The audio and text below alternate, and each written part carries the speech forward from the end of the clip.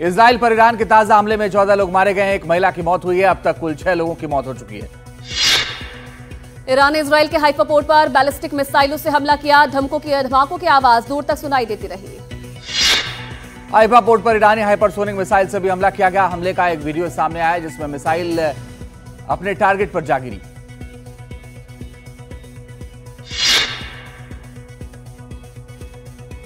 Iran ने Haifa और तेल अवीव में हमलों में इमाद, कद्र और खैबर शकन मिसाइलों का इस्तेमाल किया है। कुल 70 मिसाइलें दागी गई है। इजराइल ने जवाबी कार्रवाई करते हुए तेहरान के ऑयल डिपो पर हमला कर दिया। इजराइल के हमले के बाद तेहरान के ऑयल डिपो में भीषण आग लग गई।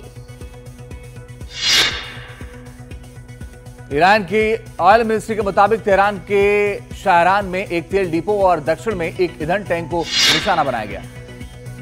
इजरायली युद्ध विमानों ने तेहरान में कुल 4 ठिकानों पर हमला किया। रक्षा मंत्रालय, परमाणु मुख्यालय, परमाणु प्रयोगशालाएं और तेल सुविधाएं इसमें शामिल हैं। इजराइल ने यमन पर भी हमला कर दिया। यमन की राजधानी सना में यह हमला हुआ है। यमन पर इजराइल के हमले में हूती विद्रोहियों के बड़े नेता की भी मौत हो गई है। ईरान की सरकारी न्यूज एजेंसी ने इजराइल के अमोनिया डिपो पर हमले का दावा किया है। ईरान के हमलों के बाद आईडीएफ का बयान सामने आया है। आईडीएफ ने कहा कि ईरान के हमलों को सफलतापूर्वक रोका जा रहा है। आईडीएफ ने यह भी कहा है कि हमारी वायुसेना तेहरान पर हमले कर रही है और तेहरान में सैन्य ठिकानों पर हमले किए गए हैं। इजराइल में कल एयर रेड सायरन बजे। उत्तरी इजराइल के कई इलाकों में सायरन गूंजते हुए नजर आए। इजराइल के हमले का जवाब देते हुए ईरान ने पश्चिम से बैलिस्टिक मिसाइलें दागी हैं। ईरान के हमले से पहले इजराइल ने सुरक्षा कैबिनेट की बैठक बुलाई थी और हमले की आशंका जताई थी। आईडीएफ ने एक और दावा किया था कि ईरान बैलिस्टिक मिसाइलों से हमला करने वाला है और थोड़ी देर बाद ईरान ने कई बैलिस्टिक मिसाइलें दागी। हमले से ठीक पहले आईडीएफ ने लोगों को सुरक्षित ठिकानों पर जाने के लिए कहा था और सार्वजनिक क्षेत्रों में आवाजाही को कम करने का आदेश भी दिया था। ईरान इजराइल युद्ध के बीच अमेरिका ने अपने नागरिकों को किया अलर्ट और कहा कि बिना कारण ईरान की यात्रा न करें। अमेरिका ने कहा कि जो ईरान में है वो तुरंत देश छोड़ दें। जो अमेरिकी नागरिक ईरान छोड़ने में असमर्थ हैं, उन्हें लंबे समय तक वहां रहने के लिए तैयार रहना चाहिए। ईरान के सरकारी मीडिया के मुताबिक इजराइल ने जो पारस गैस फील्ड पर हमला किया वो लापरवाही से भरा था और ऐसे हमलों से ऊर्जा सुरक्षा को खतरा है। इजराइल पर हमले करने से पहले ईरान ने एक टारगेट लिस्ट भी जारी की थी। टारगेट लिस्ट में Haifa port, Ben Gurion airport, Ashkelon gas terminal, Orot Rabin station को टारगेट बताया गया था। ईरान के साथ युद्ध के बीच इजराइल का दावा, ईरान ने 15 परमाणु बना लिए थे और हमारे पास हमले के अलावा कोई विकल्प नहीं था। रूस और ईरान के विदेश मंत्रियों की बात, दोनों नेताओं ने फोन पर की बात। रूस ने इजराइल के हमले की निंदा की। तेहरान ने हमले से पहले पाश्चर में एयर डिफेंस एक्टिवेट कर दिया। पाश्चर में ही ईरान के सुप्रीम लीडर का घर है। इजराइल ने अमेरिका से भी अनुरोध किया है कि ईरान के खिलाफ जंग में अमेरिका इजराइल के साथ आए। तुर्की के राष्ट्रपति ने ट्रंप से बात की है। ईरान इजराइल जंग पर बातचीत हुई है और तुर्की के राष्ट्रपति ने कहा है कि परमाणु वार्ता फिर से शुरू होनी चाहिए। ईरान इजराइल जंग के बीच ईरान के राष्ट्रपति ने सऊदी क्राउन प्रिंस से भी बात की है।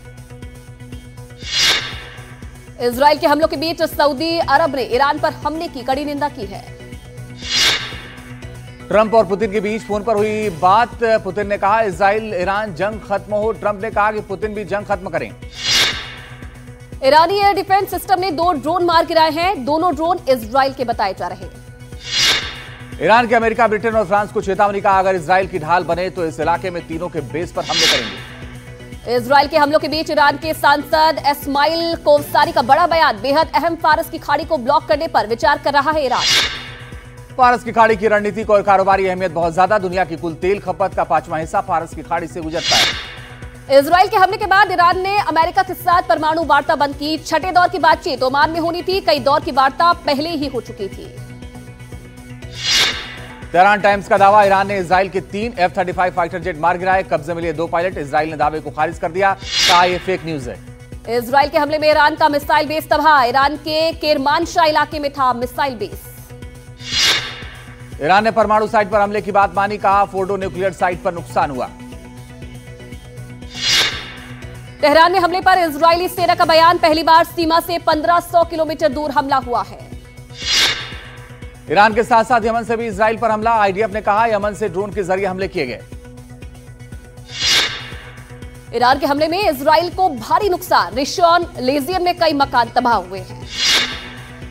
इजराइल का साथ देने वाले देशों को ईरान की धमकी, ईरान ने कहा जो इजराइल का साथ देगा वो हमारा टारगेट होगा। ईरान की मिसाइल हमले से सेंट्रल और नॉर्दर्न इजराइल में भारी नुकसान, 41 लोग घायल हुए हैं, 2 की हालत बताई जा रही गंभीर।